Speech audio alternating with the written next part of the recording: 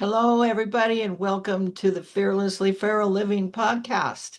This is Reverend Karen speaking to you from the back 40 of rural northern Nevada, where I'm a half an hour away from the nearest grocery store.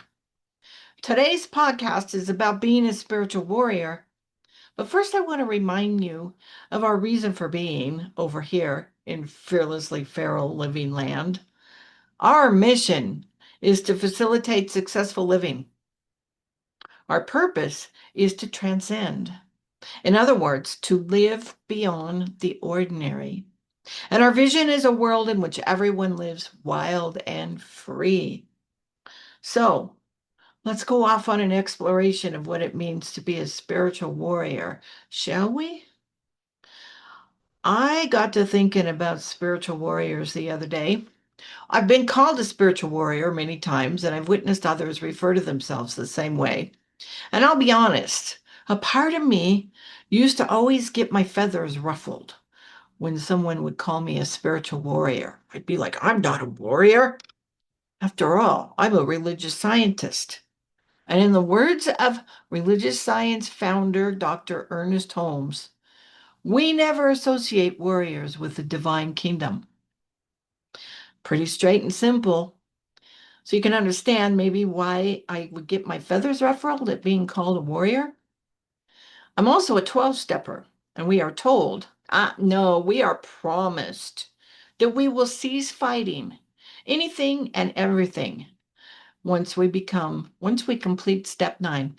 And I can tell you from personal experience, that promise has come true for me, and it's a really good way to live.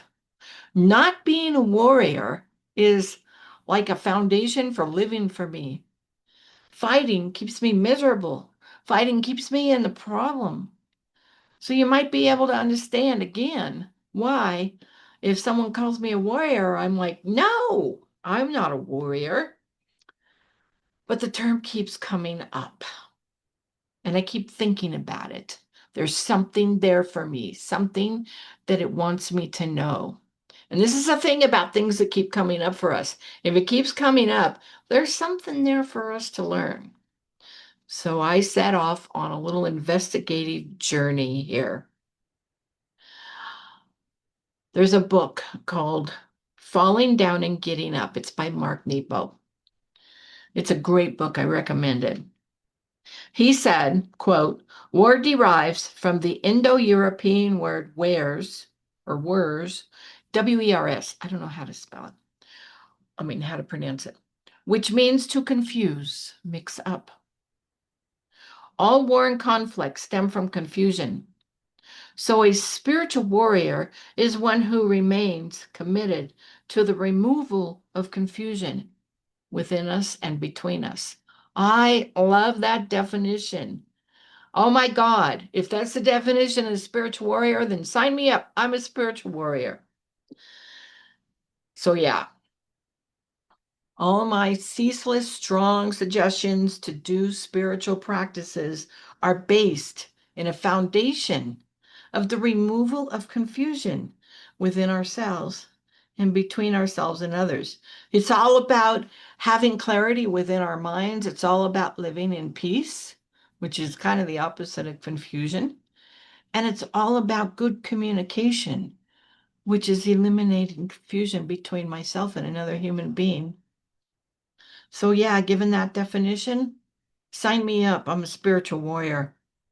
I investigated a little further, though. I went to AI. AI says a spiritual warrior is a person who battles their own inner demons instead of other people. Kind of the same meaning. Tibetan Buddhism says a spiritual warrior is one who combats the universal enemy, self-ignorance. Yeah, sign me up. If those are all good, if those are all definitions of what a spiritual warrior is, I'm all about that. I teach going within. The entire body of my work is based on one thing: going within to change and tweak and nurture and make a more improved version of ourselves in order to function more effectively in the world. Yeah, being a spiritual warrior is what it's all about. But there's more. So like I said, I'm a religious scientist. I live and I teach science of mind. My battlefield, if you want to call it that, is consciousness. Except I don't consider life a battle. In fact, words like battlefield and combat and enemy, those words ruffle my feathers too. They make me a bit prickly. I don't see life as a battle, and I certainly don't believe in enemies. Rather, what others see as enemies, I see as catalysts, as invitations, as those inner calls to facilitate within us a willingness to face those so-called enemies and befriend them and learn from them. In so doing, they become allies. They actually support us in our life journey to become a more compassionate and empowered human being. That's what our enemies can do if we perceive them in different ways. If we look at, for example, anger as an enemy, it's not an enemy. It's trying to tell us something. It's calling out for love and compassion and help. And if we do that, practice love, and we exercise some compassion against that anger, and we get some help with that anger, then we can learn from it. And then the anger just goes away because it's been listened to. What others might call an enemy, I see as an opportunity. Here's some other things people might call an enemy: low self-esteem or being dishonest with ourselves. Now, there's outer enemies. Yeah, there's outer enemies. Let's face it, these days, there's a lot of folks out there in this world that I do not trust. Folks that I simply do not feel comfortable being around. I don't know if I'd call them enemies or not, but I'll admit it. These days, I've reverted back to an extremely old defense mechanism of being hypervigilant when I'm out and about in public. I'm ever aware that one of those folks wearing one of those red hats might decide they're over it with a powerful woman and attempt to use me as a punching bag. Honestly, yeah, that's where I go with it sometimes. I always have an escape route these days, and if I can't escape, I'm prepared to defend myself. It's a reality of living in the world today. I don't know if that's being a spiritual warrior or not, but that's where I'm at. I try not to live this way, honestly. I gave up this way of living when I got sober and I stopped running the streets. It wasn't working for me anymore. And yet I believe it would be foolish to naively go through life thinking that today, as a woman in this current society, the way it is, that I am completely safe. There are things going on in this country that are very threatening to people like me, to gays and lesbians and non-Christians and people of color. I am admittedly not a Christian. And there's white Christian nationalism movement going on in this country that would take people like me and, I don't know, lock me up or deport me or burn me to the, tie me to a stake and burn me to the ground. Honestly, really, it's tough. It's tough living a spiritual life these days. I admit that. I get that. And when we look at things like spiritual warriors, and we're supposed to be loving and compassionate, I don't know. And yet, from a fearlessly feral point of view, being a spiritual warrior means I have spiritual grit. It means I refuse to abandon the principle of love just because there's a bunch of people running around who are sorely misguided. I refuse to abandon the principle of love. This, in my mind, is what being a spiritual warrior looks like. I must remain open and loving and kind and compassionate, even if some of the love I practice is tough love. As a spiritual warrior, I must adhere to the spiritual principles I have laid down for myself, no matter what. In my opinion, this is what living life on life's terms is all about. And if you're a 12-stepper, you know what living life on life's terms means. It means accepting it all. You don't have to be a 12-stepper. It's not the secret handshake. It just means accepting all of life. Sometimes life is easier than others. Just because we get sober and we're spiritual warriors and we do good shit doesn't mean bad shit isn't going to happen. It happens to all of us. Being a spiritual warrior just means it's easier to handle the bad shit when it comes down. That's the deal with it. So being a spiritual warrior and living in spiritual principle means we behave in integrity with our own truth, no matter what. No matter what. So maybe you might want to be a spiritual warrior. Maybe you want to be free of the feelings of angst or dismay or betrayal or fear that you might be feeling these days. If so, I have some suggestions for you. These are some characteristics of what it is to be a spiritual warrior. Also, the same characteristics of one who lives fearlessly feral. A spiritual warrior chooses awareness over reactivity. Instead of being driven by anger or fear or old wounds, spiritual warriors pause and become present and aware of feelings such as anger and angst and dismay and betrayal. Spiritual warriors look at those feelings head on with full acceptance and love and compassion. And they don't react to them, but they listen to them instead for the reasons they want us to learn, the lessons they want us to learn. A spiritual warrior faces inner shadows honestly and is not afraid to seek assistance with doing that difficult but very necessary shadow work.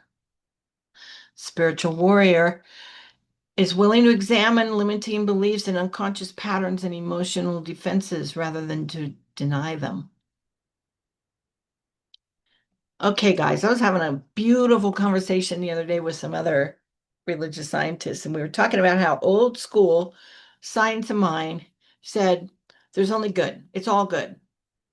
So if you came to a practitioner and said, help, I'm angry, help, I'm afraid, help, I feel horrible, help, there's a problem here, there's a real problem, you would be told, no, there's no problem. You just go to principal. There's no problem here. And they would affirm that for you and send you off on your way. Oh my God, that kind of gaslighting is so unhelpful. And I'm so glad more people are waking up to this. I've talked about this before, and I don't want to go off on a tangent because I'm not going from my notes anymore. So we get to look at this stuff, not judging it as bad, but it's real. It's real. And we get to look at them and process them and work through them and get some assistance with them.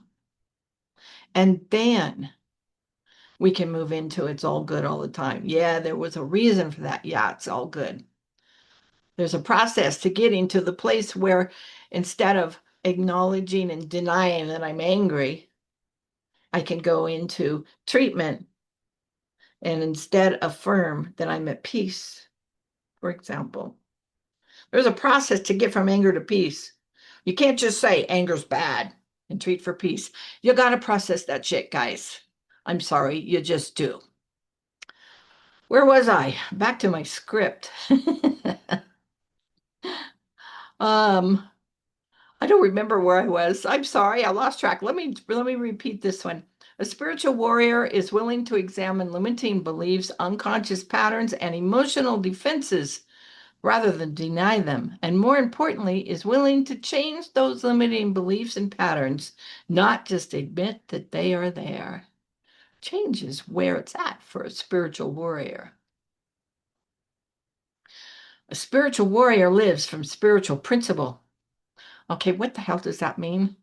How does one live from spiritual principle? That's a really nice jargony phrase that means nothing unless you can attach some meaning to it. So here's the deal. Take a look at some spiritual principles. Let's pick one. Love or abundance or the creative power of your thought. Those are some of my favorites. Do some research about those things. Investigate. What's love as a principle? How does that look? How could I show up as that? Take some time to contemplate what those things mean to you and then live that way. If love shows up as being loving and kind and compassionate, then be that. Love your neighbors, be kind to them, be compassionate to the people who are different than you or have less than you. Now, being loving and kind and compassionate doesn't mean letting them walk all over us. It doesn't mean not having boundaries. That's where tough love comes in. My point is, with spiritual principle, we get to investigate what these things look like. And then we get to live them and be them and act as them. If you've made a commitment to love it all, for example, then why on earth would you vote for someone who doesn't? If you've made a commitment to practice abundance in your life, then why would you limit yourself in any way? If you believe in the creative power of your thoughts, then why would you allow negative patterns of thinking to run your life? Those are some of the questions we get to ask ourselves when we start investigating what it means to live from spiritual principle. A spiritual warrior acts with courage. Courage means we get to face up to what's going on inside of us. We get to do that shadow work. We get to go within and say, yeah, I'm pissed. I'm angry. What is that all about? Instead of saying, no, that's not good, and I'm going directly to peace. No, we get to courageously look at that stuff. Courage might mean speaking truth with kindness, or setting healthy boundaries and keeping them, or making difficult changes. Courage might mean forgiving, or grieving honestly, or grieving at all. Can't tell you how many people I work with who refuse to grieve. Spiritual warrior courage means if we have a calling, we follow it despite uncertainty. We follow it even if we don't know the reason for it. I became a minister because it was a call. I didn't know why it was a call. I just knew it was a call. I didn't know where it was going to take me. I didn't want to become a minister, but I had enough spiritual grit underneath my belt to know this is a really strong call and I need to follow it. Today, I know why I'm a minister. Last but not least, a spiritual warrior serves the greater good. The warrior spirit is directed towards healing and inclusion and justice and the upliftment of life. Service is seen as an expression of spiritual realization. And a spiritual warrior does not help. A spiritual warrior recognizes that there's a difference between serving and helping, and that helping usually isn't very helpful. This is for all you folks who like to offer advice when it's not asked for. This is all for all you folks who like to say, I know a better way of doing things, when no one has asked you to talk about that better way. Serving, on the other hand, puts a whole different spin on it. Someone comes to you in pain, and instead of trying to help them out of the pain, say, what can I do to help? That's what being a spiritual warrior is. So, okay, yeah, I guess I'm a spiritual warrior. If you're listening to this podcast or you're reading the transcript, maybe you are too. Or maybe you're wondering how to become a spiritual warrior. Well, listening to this podcast is a start, but I just happen to have written a book. It's called How to Live Fearlessly Feral. I wrote it for a bunch of reasons, but one of the reasons I wrote it is to suggest to people how they might become spiritual warriors. It's all in there. I dare you. Buy the book, read it, do the exercises that are recommended in there, and then report back to me and tell me how you doing. How you doing with that? I dare you. I dare you to do that. So we're at the end of what I have to say, at least for today, about being a spiritual warrior. And I thank you so much for listening and for your support. Just the act of listening. I get stats. It tells me who listened and where they were when they listened. I get all these statistics. It does my heart so much good to see how many people have listened to this podcast. I am knowing Fearlessly Feral Living for me and for you. And I want to remind you that Fearlessly Feral Living is a focused ministry of Centers for Spiritual Living. Your financial support is also much appreciated. And because we're 501c3, it's fully tax deductible. And you can support us in other ways. We accept donations via PayPal and Venmo. And you can find all this information on our website, fearlesslyferal.org. Once again, I thank you, and I am knowing Fearlessly Feral Living for me and for you.